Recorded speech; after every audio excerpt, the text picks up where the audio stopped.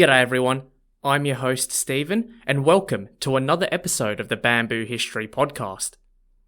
For the people that are new, the Bamboo History Podcast is a podcast about Chinese and East Asian history. Please remember, if you like this type of content, subscribe to my podcast, follow me on my Instagram, and visit my website. I have all those details in the description box below. So, you must all be wondering, what will today's episode be about?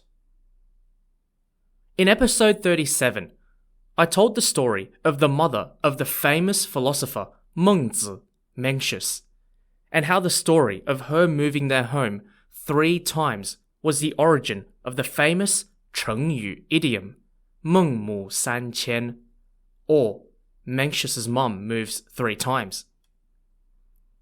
For context, a Chengyu idiom, Chengyu spelt Chengyu,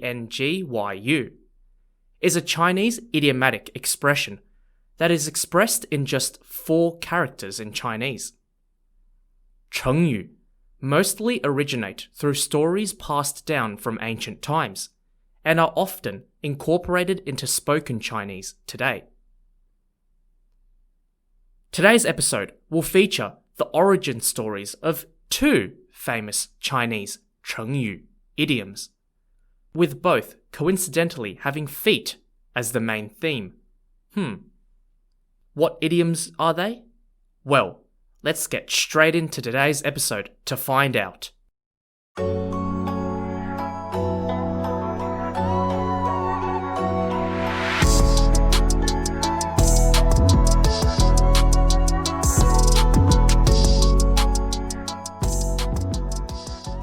The first story is about the famous Chengyu, Handan Xue Bu, which loosely translates to learning the Handan Walk.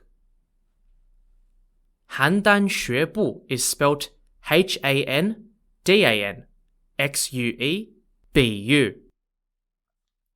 I like to spell the Chinese phrases out, by the way, because it helps people look the topic up if they want to read up more about it. 且子独不闻夫受领于子之学行于邯郸，未得国能，又时期故行矣，直匍匐而归耳。 What I just read out was the original text of the entire story that I'm about to tell you. The original text comes from the book Zhuangzi, compiled by philosopher Zhuang Zhou during the Warring States period of China. The story is set during the Warring States period in China, which was between the years 476 BCE and 221 BCE, over 2,000 years ago. The Warring States period, or 战国 in Chinese, was a period of time where China was fragmented into many different autonomous states. One of these states was the state of Zhao, and the capital of Zhao was the city of Handan, spelt Handan. It was said that Handan during that period of time was famous for its style of walking. People in Handan walked in a manner that was filled with grace, style, and filled with elegance. Like their gait was just so good that it made a model catwalk look like a joke. The Handan Walk was such an awesome style of walking that it caught the eye of the main character of this story. Our main character is a young man from a town called Shouling, spelt Shouling, in the neighbouring state of Yan. Yan is spelt Yan. This character has never been named, but for ease of reference, let's just name this man Dude. So, when Dude hears about this famous Handan Walk, he becomes very eager to learn this walk, so he travels a long distance to go to Handan.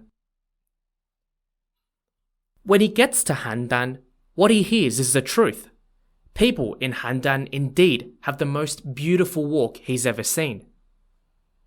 I wish I could demonstrate to you what the Handan Walk looked like, but I'm not really sure if I could pull it off. Like, I'll admit that my walk doesn't look that good at all, and I usually muck around with my steps whenever I walk. But now that dude was finally seeing the Handan Walk with his own eyes, the next step would be to learn the step himself. So, how would he do that? Dude decided that the best way to learn was to copy the Handan locals step by step. Haha, did you see what I did there? So every day, he would sit on the side of the streets and watch the locals walk, trying to identify the unique points of their gait and figuring out how exactly they took each step as they walked.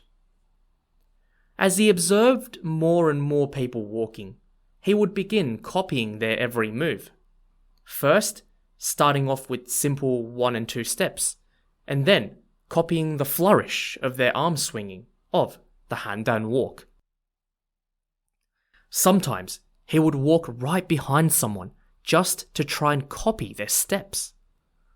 I mean, imagine if you're a local and you're just walking around and some creep literally starts following you around everywhere with no other reason, just to copy how you walk. These days, if you deliberately try to copy someone else walking, people might take offense, thinking that you're trying to mock them. So my advice to you listeners is to not try whatever dude is doing right now, especially if you don't want to get bashed. Anyway, back to the story. Dude was following young people, old people, male, female, Martian, basically everyone, trying desperately to copy the walk. But every time he tried to do the walk, there was always something that would be off with his way. It could have been his arm swing, how his foot landed on the ground, or his posture while he walked. If he did one thing properly, he would mess up the other part completely. He just couldn't master it perfectly. Days in Handan turned into weeks, and dude was becoming frustrated and impatient. Not to mention, his money was running dry. He thought to himself, why can't I walk like these guys? He then reached the conclusion that the reason he couldn't perfect the Handan Walk was because for his entire life so far, he had been walking in his own way, his own style of walk. As the saying goes, old habits die hard, and dude knew he needed a reset of his own style of walking to learn the Handan Walk. He needed to weed out all those defects and aesthetically unappealing elements of his walk. He needed to abandon his own style of walking completely.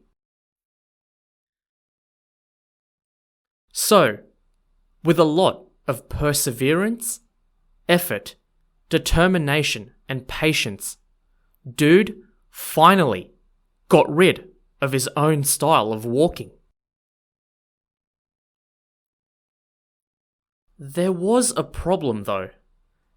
See, whilst he successfully forgot to walk his own way, he was still unable to learn the complexities and mechanisms of the Handan Walk. Well, if he lost his original way of walking, and he was unable to learn the new way of walking, that could only mean one thing, right? Yeah, that's right. He lost the ability to walk at all, full stop. By this time, he had been in Handan for so long that he ran out of money, and he needed to go back home to Shaolin. With no money to hire an Uber, and with his knowledge of walking forgotten, he had to crawl his way on all fours back home. The locals back at home were very amused when they saw dude crawling back to the village. Hey guys, look, dude is back. He's back. Wait, hang on. Why is he crawling? Oi, dude. Mate, why are you crawling? I thought you went to Handan to learn their style of walking, and we all thought that they walked gracefully and all that jazz. What's happened to you? After Dude told them the entire story, the locals all just started laughing at him. Mate, you should have just stayed at home and just walked your normal way. So yeah, that's the end of the story. I mean, it's highly unlikely that this story was real. Unless you broke your leg or something, it's scientifically very unlikely that you can forget how to walk. Although, if anyone knows of any stories, please prove me wrong. The moral of the story, Handan Xue Bu, warns us against the danger of copying someone else to the point that you lose your own skills or your sense of self. Had Dude just embraced his own style of walking and did not seek to emulate the people of Handan, then he wouldn't have spent the rest of his life crawling around. This also applies in this day and age. Everyone is different, and just because something works with someone else doesn't mean it will work with you. This story tries to teach us to embrace our own unique qualities and characteristics and find strength by just being ourselves. So yeah, that's the end of the story of Handan Xue Bu, or learning the Handan Walk. Now, if you ever hear this Chengyu in conversation, you would be able to point it out and go, I know what you're talking about. The man who forgot how to walk. Now listeners, let's move on to our second story of this episode.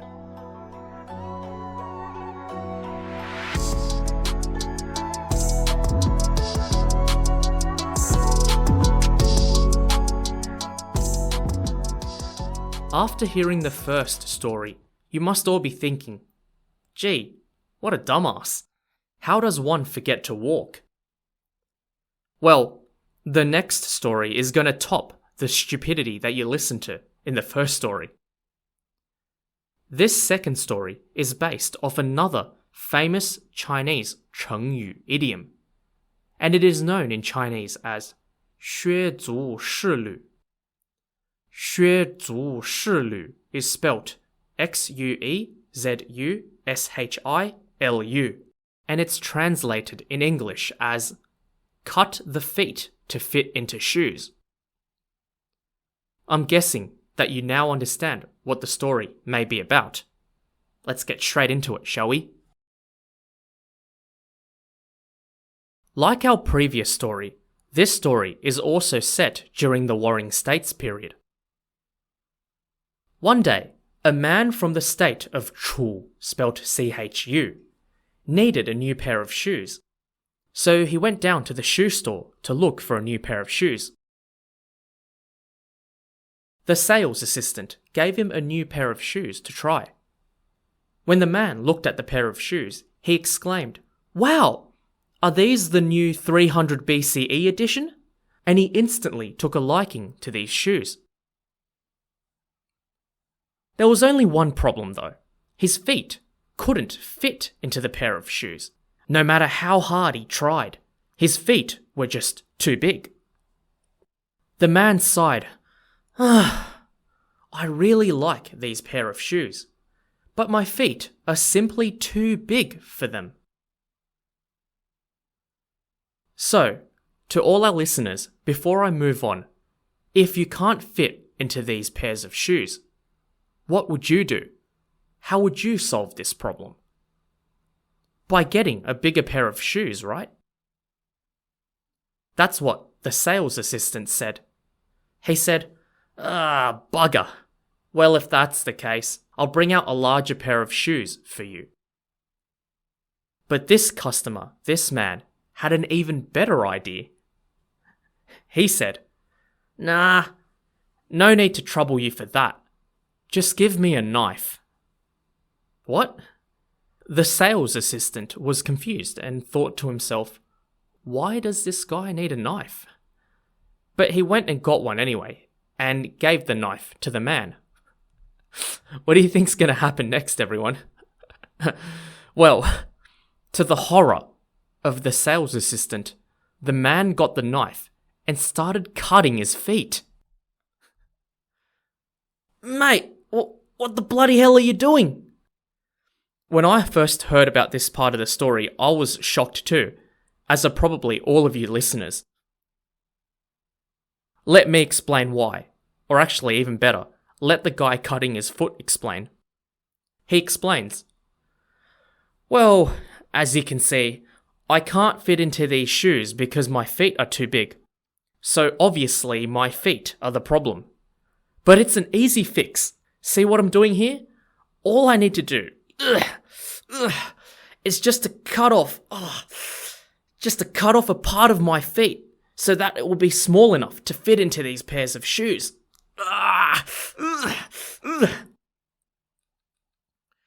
Despite all the blood that was pouring out from his feet and the pain that was causing the man, he eventually cut parts of his feet off to the point that his feet were small enough to fit into the shoes that he wanted to buy.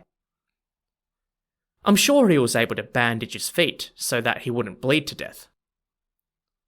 I mean, I don't get why the salesman didn't try to convince him not to cut his feet. Maybe he wanted to sell off that particular pair of shoes that day, so he didn't care. Regardless, despite the pain and loss of a part of his feet, the customer, the man, was very happy that he was able to fit into the shoes that he wanted. He happily bought the pair of shoes, threw out his old pair, and began parading around the streets wearing his new pair of shoes. Hey everyone, look at my new pair of shoes. Don't they look good? They're the new 300 BCE edition, and all I needed to do was cut off bits of my feet so that the shoes could fit. The onlookers were probably horrified and thought, yeah, this guy needs help. Personally, I feel really bad for the shop owner and that sales assistant. The customer had literally cut his feet and left a pool of blood at their store for them to clean. And yeah, that's it. That's the end of the story of Xue Zu Shi Lu. The Chengyu phrase is often employed in situations where impractical solutions are employed for particular problems. For example, let's say that I wanted to install a satellite dish on top of my house, but the particular dish wasn't compatible with the design of my roof. So instead of finding another satellite dish that was compatible with my roof, I knocked down my house instead, because it's the house that's the problem, right? And rebuild my entire house with a roof design so that it fits the original satellite dish that I wanted. I mean, what an intelligent idea that is. The man in the story was not only impractical, but also inflexible with his decision making. He immediately attributed the problem to his foot and failed to think of any other reasons for why he couldn't put on the shoe. Had he given a bit of thought to other potential solutions, he may not have had to cut off his feet. But when I heard this story, I was trying to figure out if there was any rationale behind this man's, somewhat crazy act. Perhaps he really wanted those pair of shoes, and that he felt that he had no other choice but to cut off his feet. Maybe they were indeed a limited edition of shoes that he wanted to wear, and none of the larger sizes were of the same size. That could explain why the sales assistant didn't try to stop him. This also does explain human behavior in a way. Whilst most of the time we are expected to make rational decisions, sometimes attachment, duress, or desperation may make us act in a way that isn't rational.